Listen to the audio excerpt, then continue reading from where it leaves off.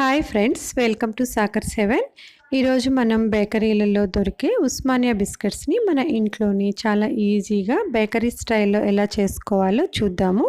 వీడియోలోకి వెళ్ళే ముందు మీలో ఎవరైనా మొదటిసారి మా ఛానల్ని చూస్తున్నట్లయితే ప్లీజ్ సబ్స్క్రైబ్ చేసుకోండి. పక్కనే ఉన్న బెల్ ఐకాన్ ప్రెస్ చేయడం ద్వారా మేము ఎప్పుడు వీడియోస్ అప్లోడ్ చేసినా కూడా మీకు నోటిఫికేషన్ రూపంలో వస్తుంది. ఇప్పుడు మనం వీడియోలోకి వెళ్ళిపోదామండి. ఫస్ట్ ఒక మిక్సింగ్ బౌల్ తీసుకొని అందులో అమూల్ బటర్ 100 grams బటర్ ఉంటుంది కదండి, సాల్టెడ్ బటర్, దాన్ని తీసుకుంటున్నాను. ఇక్కడ బటర్ మనకి రూమ్ టెంపరేచర్లో ఉన్నది తీసుకోండి. అప్పటికప్పుడు ఫ్రిడ్జ్లో నుంచి తీసింది కానీ బాగా కరిగిపోయింది కానీ కాకుండా మనము ఫ్రిడ్జ్లో నుంచి ఒక ½ an hour ముందు తీసి బయట పెట్టుకోండి. అప్పుడు మనకి కొంచెం క్రీమీ టెక్స్చర్లో ఉంటుంది కదా, ఆ బటర్ తీసుకోండి. అందులో ఒక ½ కప్ పౌడర్డ్ షుగర్ తీసుకున్నాను. షుగర్ని మిక్సీ వేసేసి పౌడర్ చేసి దాన్ని తీసుకోండి. ఇప్పుడు ఈ రెండింటిని కూడా మనం బాగా మిక్స్ చేసుకుందాము. ఈ మిక్స్ చేసుకోవడానికి మీ దగ్గర బీటర్ ఏదైనా ఉంటే దాంతో మనకి ఈజీగా అయిపోతుంది. లేకపోయినా కూడా ఇలా విస్కర్ సహాయంతో దాన్ని మనం ఒక 5 minutes ఇలా కంటిన్యూగా కలుపుకుంటూ ఉన్నట్లయితే మనకి బాగా క్రీమీ టెక్స్చర్ వస్తుంది. ఇక్కడ చూపిస్తున్నాను కదండి, ఈ విధంగా మనకి బాగా క్రీమీగా వచ్చేంత వరకు కూడా మనం కలుపుకుందాము. ఇప్పుడు ఇది మనకు బాగా కలిసిపోయింది కదండి. ఇప్పుడు ఇందులో మనం మైదా యాడ్ చేస్తున్నాను. ఇక్కడ 1½ కప్పు మైదా తీసుకుంటున్నానండి. తర్వాత ఇందులో మనం 1/8 స్పూన్ సాల్ట్ వేసుకోవాలి. ఆల్రెడీ మనం సాల్టెడ్ బటర్ కాబట్టి ఎక్కువ వేయాల్సిన అవసరం లేదు. ½ స్పూన్ కన్నా కూడా చాలా తక్కువగా వేసుకోండి. తర్వాత ఇందులో ఒక 2 స్పూన్లు మిల్క్ పౌడర్ యాడ్ చేసుకోండి. ఒకవేళ మీ దగ్గర మిల్క్ పౌడర్ లేకపోతే స్కిప్ చేసేయండి. అది వేయకపోయినా కూడా మనకి బిస్కెట్స్ బాగానే వస్తాయి. తర్వాత ఇందులో ఒక ½ స్పూను బేకింగ్ పౌడర్ వేసుకుందాము. ఇప్పుడు ఇవన్నీ కూడా వేసుకొని దీన్ని బాగా మిక్స్ చేసుకుందాము. ఇక్కడ మనం తీసుకున్న బటర్ తోటి పిండి మొత్తం కూడా కలిసిపోయేలాగా చూసుకోండి. ఒకవేళ మీకు పొడిగా అనిపిస్తూ ఉన్నట్లయితే కొంచెం పాలు యాడ్ చేసుకుంటూ దీన్ని ముద్దలాగా కలుపుకుందాము.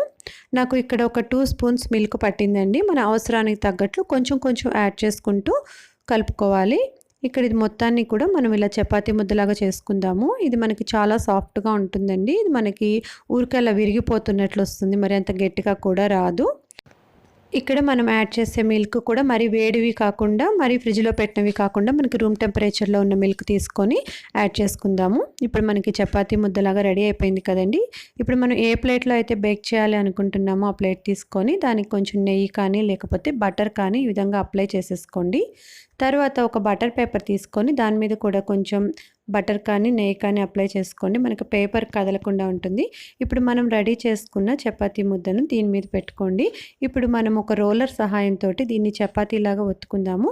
మరి పల్చగా కాకుండా కొంచెం మందంగానే దీన్ని ఒత్తుకుందామండి. ఇది మనం ఇలా రోల్ చేసుకునేటప్పుడు పిండి అంతా కూడా మనకి ఇలా విరిగినట్లు పైకి లేచి వస్తూ ఉంటుంది. దీన్ని మనం ఇలా చేతులతో అడ్జస్ట్ చేసుకుంటూ దీన్ని కొంచెం వెడల్పుగా పరుచుకుందాము. ఇప్పుడు వీటిని మనం రౌండ్ షేప్లో బిస్కెట్స్ లాగా కట్ చేసుకుందామండి. ఇక్కడ నేను వాటర్ బాటిల్ మూత తీసుకున్నాను. మీ దగ్గర ఏదైనా రౌండ్ షేప్ మౌల్డ్ ఉంటే దాంతో కట్ చేసుకోవచ్చు.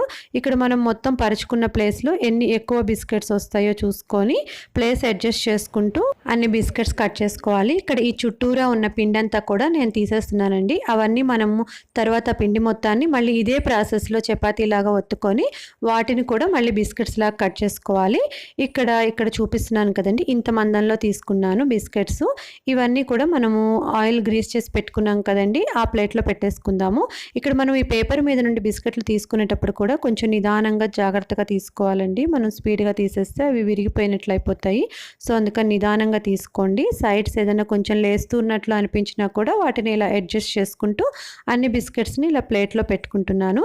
ఇక్కడ మనం ప్లేట్లో పెట్టుకునేటప్పుడు కూడా అన్ని దగ్గరగా కాకుండా కొంచెం వెడల్పుగా కొంచెం దూరంగా పెట్టుకోండి. ఎందుకంటే మనం ఈ తర్వాత బేక్ చేసుకున్నప్పుడు కొంచెం బిస్కెట్స్ మనకి సైజు పెరుగుతాయండి.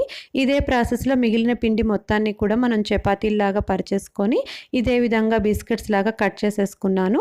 తర్వాత ఇది ఇంకొక ప్లేట్కి కూడా నేను అడ్జస్ట్ చేసుకున్నానండి. ఆ ప్లేట్కి కూడా సేమ్ ఇందాకట్లాగే గ్రీస్ చేసేసుకొని బటర్ తోటి వాటి మీద బిస్కెట్స్ పెట్టుకున్నాను కొంచెం దూరంగా. నెక్స్ట్ ప్రాసెస్ చేసేలోపు మనం స్టవ్ ఆన్ చేసుకొని మనం ఏ పాత్రలో అయితే బేక్ చేసుకోవాలనుకుంటున్నామో ఆ బాండిల్ స్టవ్ మీద పెట్టుకోండి. ఈ లోపల మనకు వేడవుతూ ఉంటాయి. తర్వాత మనం కొంచెం మిల్క్ తీసుకొని అన్ని బిస్కెట్స్ మీద ఈ విధంగా మిల్క్ని అప్లై చేసేసేయండి. ఇప్పుడు మనకి రెడీ అయ్యాయి కదండి. ఈలోపు ఇవి కూడా మనకి కొంచెం వేడయ్యాయి. ఇప్పుడు మనం రెడీ చేసి పెట్టుకున్న ఈ బిస్కెట్ ప్లేట్లని ఇందులో పెట్టేసి మూత పెట్టేసుకుందాము. ఆ పైన మనకి కొంచెం గ్యాప్ ఉంది కదండి, హోల్ ఉంది కదా, అందులో కూడా ఏదైనా ఒక చిన్న పేపర్ పెట్టేసి ఆ హోల్ని కూడా ఫిల్ చేసేయండి. ఇప్పుడు మనం లో ఫ్లేమ్లో పెట్టుకొని హాఫ్ అన్ అవర్ కరెక్ట్గా 30 మినిట్స్ బేక్ చేసుకుందాము. ఒక అరగంట తర్వాత మనం చూసినట్లయితే బిస్కెట్స్ అన్నీ మనకి రెడీ అయిపోయాయండి. ఇప్పుడు మనం స్టవ్ ఆఫ్ చేసేసుకుందాము. వీటిని తీసి బయట పెట్టుకొని కొంచెం సేపు చల్లారనిద్దాము. ఒక 10 మినిట్స్ మనం అలాగే వదిలేద్దామండి. బిస్కెట్స్ మనకి రెడీ అయిపోతాయి. బిస్కెట్స్ మనకి చాలా చక్కగా బేక్ అయ్యాయి. చాలా క్రిస్పీగా క్రంచీగా ఉంటాయి. ఇప్పుడు ఇవన్నీ కూడా మనం తీసుకొని ఇంకొక ప్లేట్లోకి పెట్టేసుకుందాము. ఉస్మానియా బిస్కెట్స్ మనకి ఇంట్లోనే రెడీ అయిపోయాయండి. సేమ్ బేకరీ స్టైల్లోనే అదే టేస్ట్ తోటి మనం ఇంట్లోనే రెడీ చేసుకున్నాం. ఇప్పుడు ఒకసారి మనం వీటిని కట్ చేసి చూద్దామండి. మనకి బిస్కెట్ అడుగు భాగం కూడా మరి ఎక్కువ బేక్ కాకుండా చాలా పర్ఫెక్ట్గా వచ్చాయండి. బిస్కెట్స్ కూడా మనకి చాలా క్రంచీగా క్రిస్పీగా ఉన్నాయి. మీకు ఈ రెసిపీ నచ్చినట్లయితే మీరు కూడా ట్రై చేయండి. మీకు ఎలా కుదిరిందో నా కామెంట్ సెక్షన్లో తెలియచేయండి. Thank you so much for watching friends.